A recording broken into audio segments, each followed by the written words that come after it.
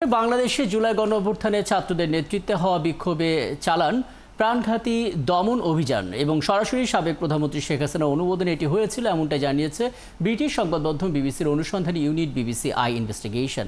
এবং ওই সময়ের ফোনালাপের অডিও বিশ্লেষণ করে তারা জানিয়েছে আন্দোলন দমাতে মারণাস্ত্র ব্যবহারের সরাসরি অনুমোদন দিয়েছিলেন শেখ হাসিনা। বাকিটা জানাচ্ছেন শারমিন শ্রাবণী। সময়টা ২০২৪-এর জুলাই। কোটা বিরোধী আন্দোলনে উত্তাল রাজধানী ঢাকা সহ সারা দেশ।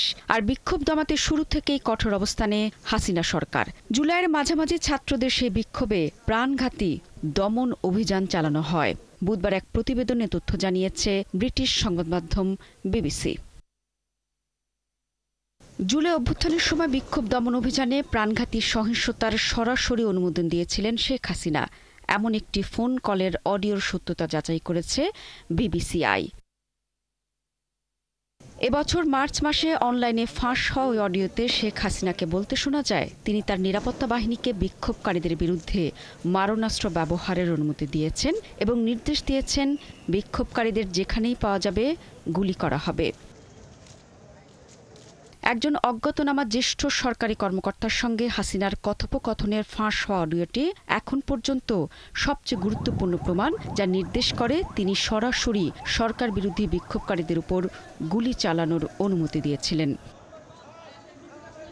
৩৬ দিনের আন্দোলনের সময়কার শত শত ভিডিও, ছবি, ডকুমেন্ট বিশ্লেষণ করেছে BBC. CCTV footage, drone video এবং প্রত্যক্ষদর্শীদের সহায়তায় তারা দেখিয়েছে পুলিশ বাহিনী নির্বিচারে গুলি চালায়।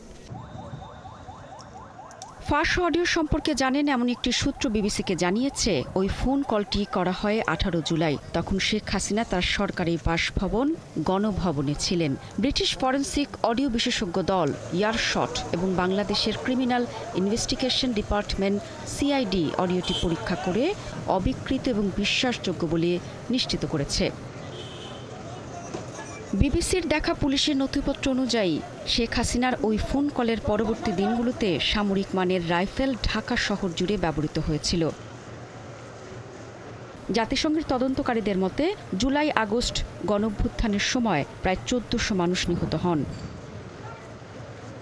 ওই অডিও রেকর্ডটিকে হাসিনার বিরুদ্ধে মানবতা বিরোধী অপরাধ সংক্রান্ত বিশেষ ট্রাইব্যুনালে বিচারে গুরুত্বপূর্ণ প্রমাণ হিসেবে ব্যবহার করার পরিকল্পনা করছেন প্রসিকিউটররা।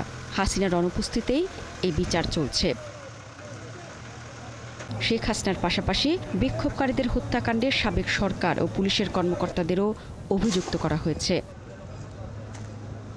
আইসিটি মোট ২০৩ জনের বিরুদ্ধে অভিযোগ গঠন করে, যাদের মধ্যে ৭৩ জন বর্তমানে গ্রেফতার রয়েছেন। শারমিন শ্রাবণী, একাত্তর।